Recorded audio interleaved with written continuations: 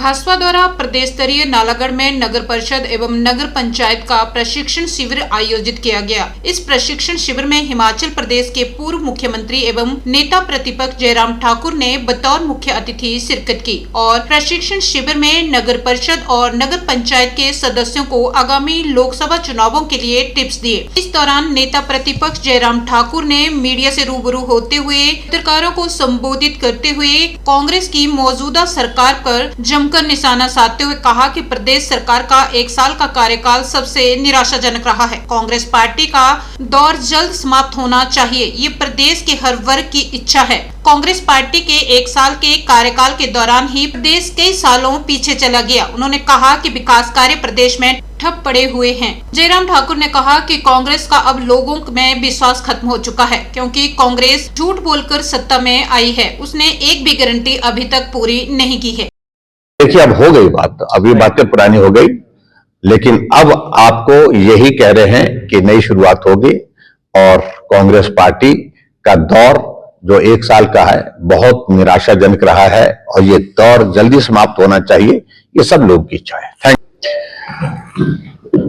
आज नालागढ़ में तो विशेष तौर से हमारे जो नगर परिषद और नगर पंचायत के चुने हुए प्रतिनिधि हैं, अपने संगठन से जुड़े हुए, अपने विचार से जुड़े हुए, उनका 1 दिवसीय प्रशिक्षण शिविर है। उस सिलसिले में हम यहाँ हैं। पार्टी के अध्यक्ष जी, पार्टी के संगठन महामंत्री, पार्टी के महामंत्री और सब नेता लोग यहाँ आए हैं।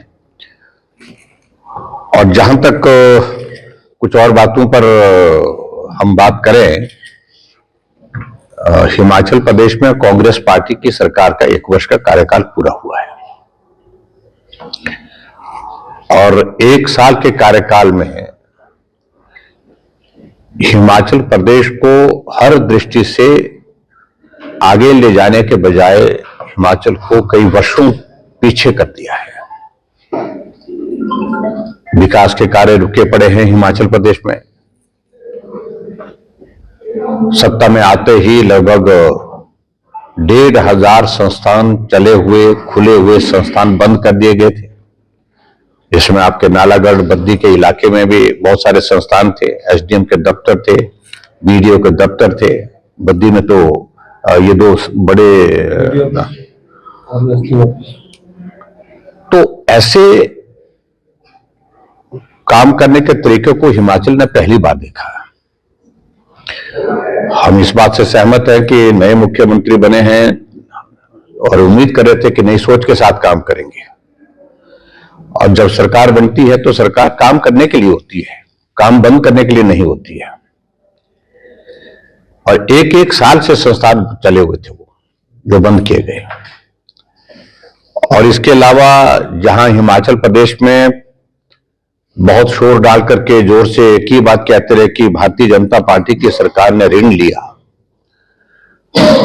और ऐसे कि जैसे कांग्रेस पार्टी ने जब 2017 में जब सत्ता से बाहर हुए थे कि वो हमको ऐसा नो ड्यू सर्टिफिकेट दे करके गए थे, जैसे ऋण पहले भी लेती रही सरकारें और ऋण आज भी ले रही हैं, और ऋण आने वाले समय में भी हिमाचल की जो आर्थिक परिस्थिति है उसके मुताबिक लेना ही पड़ेगा।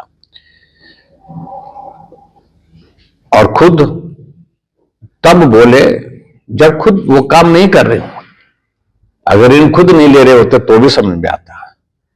12 महीने में हिमाचल प्रदेश में आज तक के इतिहास का सबसे तेज रफ्तार से लोन लेने का अगर रिकॉर्ड किसी के नाम है तो वो सुखविंदर सिंह सुक्खू जी है। 12,000 करोड़ रुपए हिमाचल प्रदेश में ऋण ले लिया। इसके अलावा त्रासदी का दौर आया। त्रासदी में केंद्र ने खुल करके मदद की, डट करके मदद की, और आज तक के इतिहास की हिमाचल प्रदेश को जो मदद मिली है वो सबसे बड़ी मदद मिली है। लेकिन उसके बावजूद भी जिस प्रकार से झूठ बोल करके लोगों को गुमराह करने की कोशिशें हो रही है कि कुछ नहीं मिला, कुछ नहीं मिला, वो सत्य नहीं है। और वैसे भी लोग इन पर विश्वास नहीं करते हैं। और विश्वास और भरोसे नाम की कोई चीज इस सरकार के पास नहीं है आज की तारीख में। वजह क्योंकि सत्ता में आई ही झूठ बोल करके है, झूठी गारंटियां दे करके, 10 गारंटियां, झूठी गारंटियां दे करके सत्ता में आई और कहा 1500 रुपए हर महिला को हिमाचल प्रदेश में सरकार बनने के बाद पहली कैबिनेट की पहली बैठक में निर्णय लेने के साथ हम दे देंगे। 1 साल बीत गया, एक महिला को अभी तक 1500 रुपए मिला नहीं। सर 3 गारंटियां पूरी हो चुकी हैं। 1 मिनट में थोड़ा सा बात कर लेता हूं, फिर उसके बाद। और उसी तरह से 5 लाख बेरोजगारों को नौकरी देने की बात कही थी उन्होंने, और पहली कैबिनेट की पहली बैठक में 1 लाख नौकरियां निकाल दी जाएंगी और नौकरियां दे दी जाएंगी। एक भी नौकरी हिमाचल प्रदेश में अभी तक मिली नहीं। जो भी नौकरियां आज की तारीख में जो कमीशन में इंटरव्यू हो रहे हैं या नौकरियां जो भी मिली हैं वो नौकरियां हैं जो हिमाचल प्रदेश में हमारी गवर्नमेंट के दौरान जो एडवर्टाइज हो गई थी, उसकी रिक्रूटमेंट की प्रोसेस शुरू हो चुकी थी, वही नौकरियां।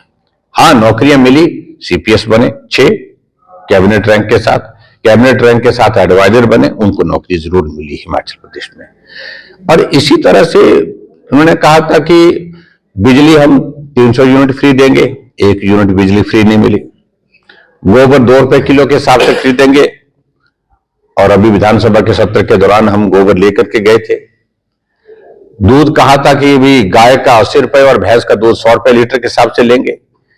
यानी मेरे कहने का मतलब कोई भी गारंटी पूरी नहीं हुई। और ये जो जिक्र जिनका कर रहे हैं कि 3 गारंटी पूरी हुई, तो उनका जिक्र करें सही। अभी एक भी गारंटी सही मायने में पूरी हिमाचल प्रदेश में हुई नहीं। जिस ओपीएस का जिक्र करते हैं, मैं उस पर कुछ ज्यादा बोलना नहीं चाह रहा हूं। अभी तक जो कर्मचारी हैं वो ऑप्शंस तय कर रहे हैं, वो प्रोसेस शुरू होगा आने वाले समय में। जब ओपीएस के मामले को लेकर के सारी बातें होंगी तो उन पर बात तभी करेंगे। लेकिन मेरे कहने का मतलब अभी तक भी कोई पूर्ण गारंटी कोई हुई नहीं हिमाचल प्रदेश में, तो इसलिए झूठ बोल करके सत्ता में आए हैं। और अभी हाल ही में ये परिस्थिति है कांग्रेस पार्टी की कि हिमाचल प्रदेश में मंत्रिमंडल का विस्तार हुआ, 2 मंत्री और बनाए गए, लेकिन अब 1 महीना होने जा रहा है, उनको मंत्री तो बने हैं लेकिन बिना विभाग के। अभी विभाग उनको अभी तक हुआ नहीं। और मैं यही कहूंगा कि सबसे निराशाजनक किसी सरकार का कार्यकाल 1 साल का रहा तो वर्तमान कांग्रेस पार्टी की सरकार का। आपस में कोऑर्डिनेशन नहीं है। पार्टी की अध्यक्षा कहीं किसी और दिशा में बोलती है, मुख्यमंत्री किसी और दिशा में बोलते हैं। मुख्यमंत्री दक्षिण में चलते हैं तो उप मुख्यमंत्री पूरब में। ऐसी परिस्थिति वहां पर बनी हुई है। इसलिए कांग्रेस पार्टी में भी बहुत बड़ी निराशा है, नाराजगी है, और इसके अलावा समाज के हर वर्ग में आज की तारीख में नाराजगी है। कुल मिलाकर के मुझे यही कहना है कि लोकसभा का चुनाव अब नजदीक आता जा रहा है और उसकी तैयारी हम कर रहे हैं। और भारतीय जनता पार्टी ने 2014 में भी 4 सीटें जीती थी, 19 में भी जीती है 4 सीटें।